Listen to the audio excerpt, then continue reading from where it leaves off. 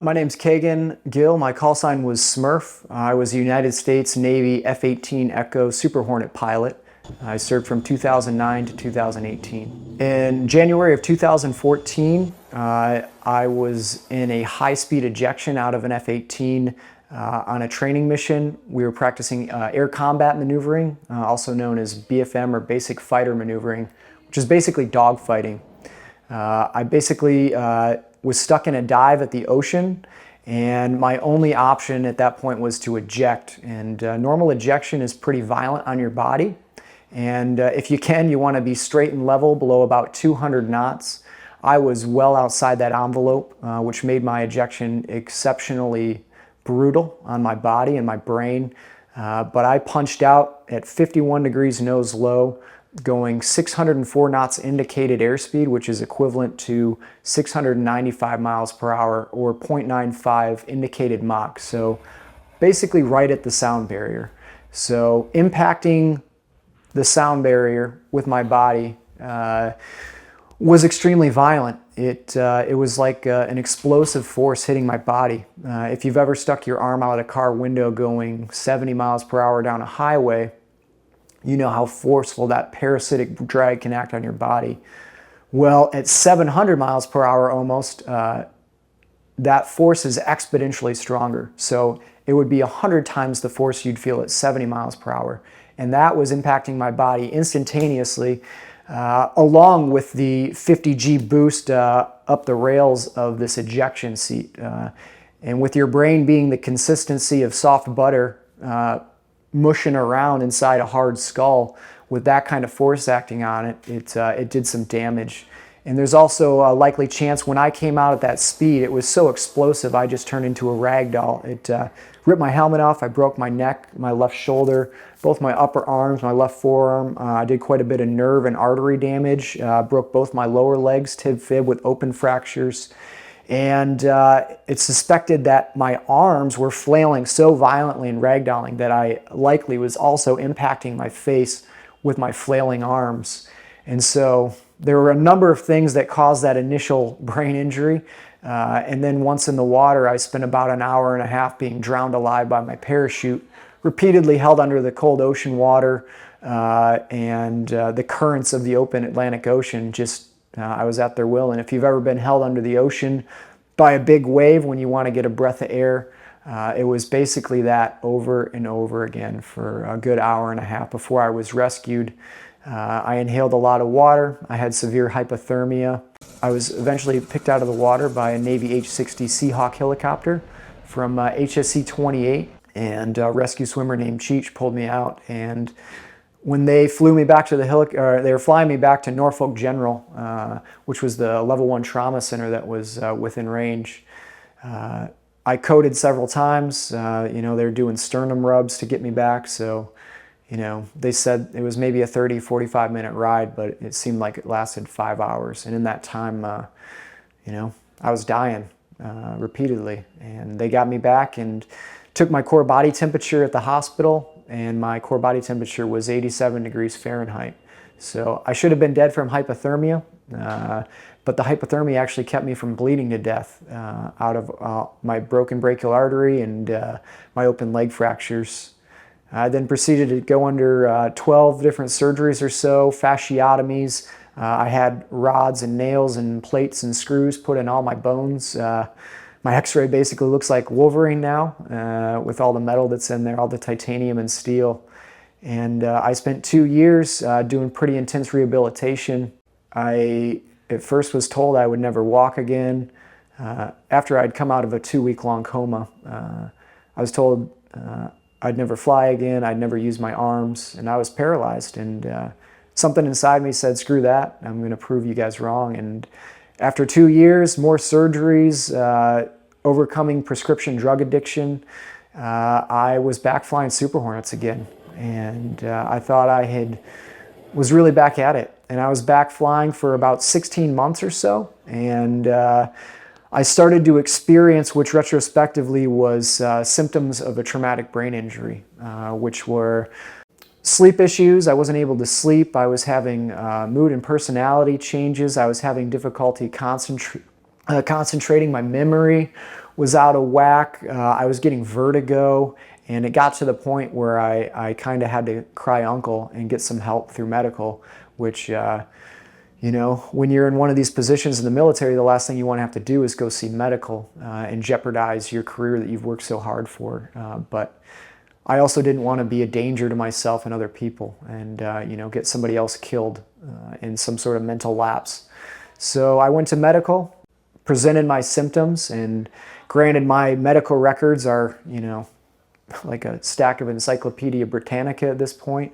So I had an extremely complex case to sort out. But rather than focusing on the TBI piece, which would have been the right answer, it was focused on my mood and my behavior. And so I ended up going to see the psych department, and I was diagnosed with delayed onset PTSD. And the focus from there on went to the PTSD diagnosis, and it was all about pharmaceutical drugs again. And I had gone through my battles getting off a massive amount of prescription drugs before, and I didn't want to be on any more again, but it was presented as the only option. And that simply is not true, but that's unfortunately where most of mainstream medical care is, and specifically in the military. And the medications they gave me made me way worse. I was put on a drug called Seroquel or quetiapine initially because it was going to help me sleep. Shortly after starting that medication, I started going in and out of psychoses where I was unable to distinguish between my reality and my imagination. And I spent years in and out of these, oftentimes pretty miserable, sometimes exciting psychoses. And I was eventually medically retired. I went through a pretty brutal medical board. That whole process is pretty awful for anybody going through it. Even somebody with extensive medical records like I had and the support of my command, I still had to appeal my case, and it took nearly 2 years to get through the process, all while I'm suffering from these psychoses. And as my psychoses got worse, the answer was always, I just needed more drugs. And I eventually, once medically retired, was back living in Michigan, and I had my dose of quetiapine increased from 300 milligrams a night up to 450 milligrams per night. And the effects of that within a few days where I went into the most violent psychoses I've ever been in.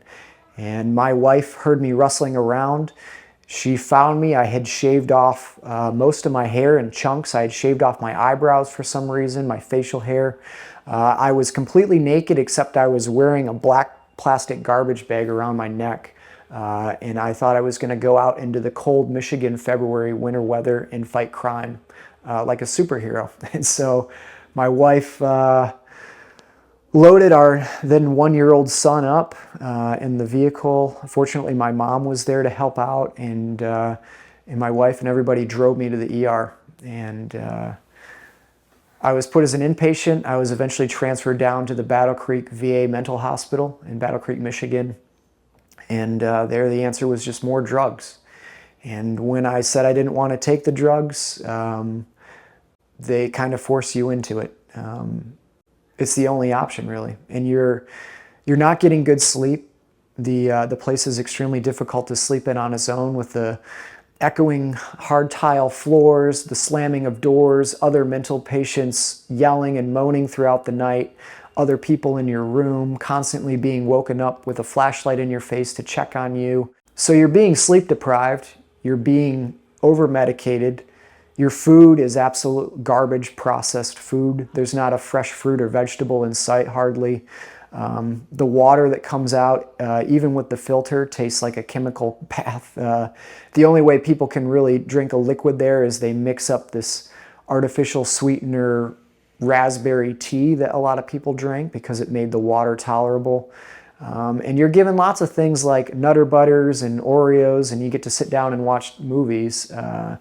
So if you were to walk into the facility and look around, you'd think this place, this isn't so bad. And you know, compared to maybe what the Vietnam veterans experience, there's been improvement. But the fundamental things that you need to heal from serious mental ailment, sleep, decent food, exercise, getting outside, all these things are hardly present there. And the answer is drugs. And when you don't want the drugs, they'll inject you with Haldol, which is miserable. makes you feel like there's ants crawling underneath your skin, makes you feel so restless that all you want to do is run and scream and tear your own skin off. And that's the treatment American veterans are getting when they have issues. The answer is here, what I'm doing now at the Resiliency Brain Clinic. Defenders of Freedom has so graciously funded me to go through this program, and this is what I should have gotten from day one. From day one after my ejection, from day one when I started to experience and show these signs of my TBI becoming a problem. Had this been the treatment, I bet I would have been back flying Super Hornets within a few weeks. None of the things that happened to me would have happened. And there's all these excuses about it being funding related because we can't afford to send people to treatments like this. But if you were to send people and pay the money up front to get the proper treatment you get here, you would save all the nonsense that happens later, all the prescription drugs, the surgeries, the hospitalizations, the disability. So whenever you hear somebody say that it's a funding issue, that's just a complete misunderstanding because that's not the truth.